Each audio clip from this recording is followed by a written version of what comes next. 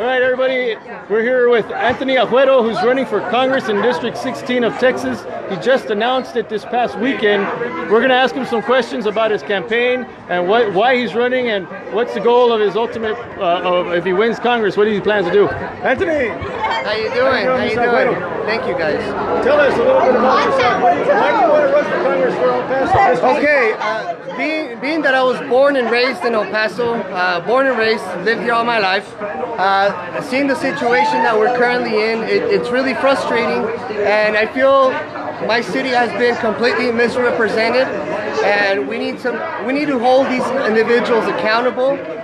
We need people that actually are current, up to date on the situation. I feel our law enforcement agencies are lacking a lot of support. One of the things that I will work on as soon as I get into Congress, I will be working on not only immigration reform, but I do plan on working on the Social Security for the elderly. I do plan on working on that, and I do want to make school much more affordable, and to have people be able to go to school and not be in debt for years to come. So what would you tell the Democrats in El Paso who continue to vote Democrat, knowing that they are not, voting for their own selves, they're actually voting against themselves? That's what the idea is. Absolutely. Look, this is what I try to explain to it, and this goes around to every single walk of life, basically. If you live here in El Paso, next time you get paid, I invite you, look at the deductions that are coming off of your check. Voting Democrat, how much more of those deductions on your bi-weekly checks, how much more are you willing to give, okay? Imagine what you're already giving or is being deducted from your taxes. Imagine that times 2. Would you be willing to give that twice over or times 1.5 over? Consider that next time you're voting. Realize that these individuals are going to continue to exploit our immigration laws. We have to have immigration reform, and the only way we do that is by getting rid of these lifelong politicians, career-long politicians, and we get back to the grassroots and to what this country was founded on: regular, everyday Americans. And yes, everybody's got a past. Beto has a past. I have a past. But what are you doing now is what counts. What are your representatives doing today? As a candidate, I will get in there and I will fight tooth and nail to represent El Paso, Texas to the best of my ability. So the big push behind that, the biggest topic of your campaign is really the immigration border reform for El Paso, because you've been watching it from the beginning for over a year now. You've been watching the border and you've seen the immigrants coming, and you've reported on everything, on every item, every hole in the wall, even the broken process. Correct. So how do you intend to convince Congress that we need to do something on this wall more than having a private company do that the government's responsible for? Because that's their job, right? To protect the country. Correct. It's not just protecting our country, man. Let's take a look at the wall, and I understand why people feel it could be looked at as a sign of. It should not be looked at as a sign of racism. The wall, to me, it signifies past failed policies. Because if we would not incentivize all of the freebies that we currently do right now, we would not have this influx of individuals.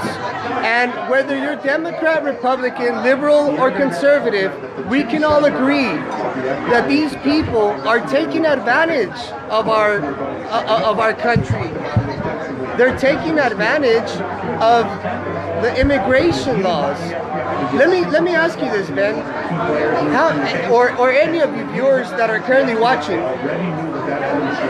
are you guys okay with your grandparents living off a $300 Social Security when they've paid into it all of their lives, working hard, hoping that we would respond to them accordingly. And now these individuals are elderly, are getting the bitter side of the stick because we have to look out for people that are taking irresponsible choices and crossing the border illegally. You're crossing once you cross through a non-legal port of entry, you are breaking the law. And it should not be like that. So that's something that I do want to work on upon me being elected. So, upon that topic, what kind of things would you do so as far as Border Patrol, giving them more support? Have you seen the news reports are overwhelmed with the work and they don't have the facilities and the resources? How would you change it? How would you fix that? Oh, what we have to do is, first of all, show some support to our law enforcement agents. The morale is low here. I see it on a daily basis that I'm out here reporting. I talk to these individuals. I'm boots on the ground right along with them. They need support. They need support, but most importantly, we need to be able to, what is the word? Empower our Border Patrol agents and trust them. Trust them to make the choice so that they are able to distinguish or to have been trained properly in being able to determine for themselves whether families are able to stay here or not. I feel we should be able to empower our Border Patrol agents and trust them enough with their prerogative and their self-knowledge to be able to make that determination of who gets to stay and who gets to go or who doesn't qualify for it. Well, Anthony Aguero, thank you and good luck on your campaign. It's going to be a long road, but you're the first Republican to come out, and you probably won't be the last. So look forward to seeing you in the primary. Good luck. Thank you so much. Appreciate you guys. You guys have a great day. God bless you guys. Bye-bye.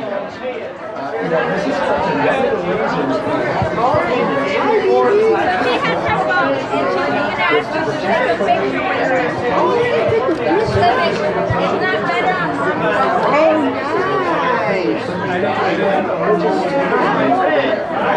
nice.